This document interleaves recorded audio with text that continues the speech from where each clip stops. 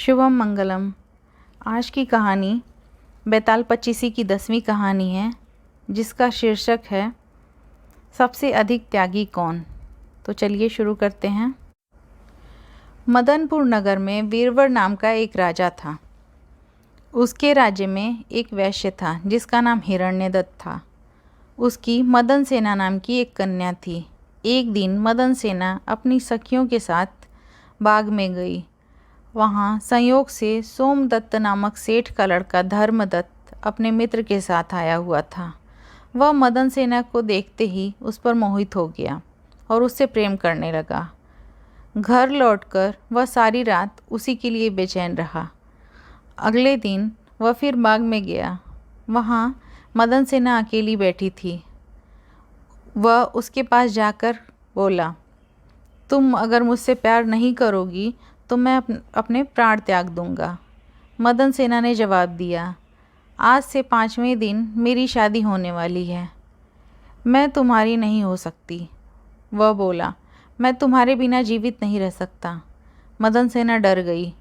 बोली, अच्छी बात है, मेरा ब्याह हो जाने दो। मैं अपने पति के पास जाने से पहले तुमसे ज़रूर मिलूंगी। वचन देकर मदन सेना डर गई। उसका विवाह हो गया और वह जब अपने पति के पास गई तो उदास होकर बोली, आप मुझ पर विश्वास करें और मुझे अभय दान दें तो मैं एक बात कहूँ। पति ने विश्वास दिलाया तो उसने सारी बात कह सुनाई। सुनकर पति ने सोचा कि यह बिना जाए मानेगी नहीं, रोकना बेकार है। उसने जाने की आज्ञा दे दी। मदन सेना अच्छे अच्छे कपड़े और गहने पहनकर चली। रास्ते में उसे एक चोर मिला। उसने उसका आंचल पकड़ लिया। मदन सेना ने कहा, तुम मुझे छोड़ दो, मेरे गहने लेना चाहते हो तो ले लो। चोर बोला, मैं तुम्हें चाहता हूँ।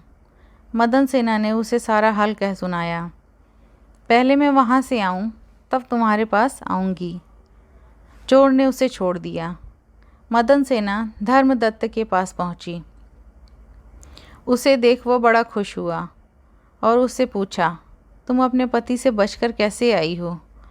मदन सेना ने सारी बात सच सच कह दी। धर्मदत्त पर बड़ा गहरा असर हुआ। उसने उसे छोड़ दिया। फिर वह चोर के पास आई। चोर सब कुछ जानकर बड़ा प्रभावित हुआ और वह भी उसे छोड़ गया। इस प्रकार मदन सेना सबसे बचकर अपने पति के पास आ गई। पति ने सारा हाल सुना तो वह बहुत ही प्रसन्न हुआ और उसके साथ वह आनंद से रहने लगा।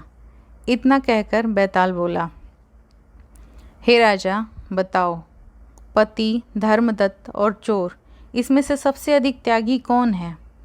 राजा ने कहा, चोर सबसे अधिक त्यागी है। मदन सेना का पति तो उसे दूसरे आदमी पर रुझान होने के कारण त्याग दिया। धर्मदत्त इसलिए छोड़ता है कि उसका मन बदल गया था।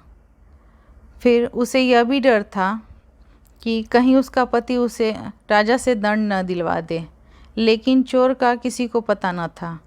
फिर भी वह उसे छोड़ दिया, इसलिए वह दोनों से अधिक त्यागी था। राजा का यह जवाब सुनकर बेताल पेड़ पर जा लटका और राजा उसे पकड़कर फिर वापस लाए।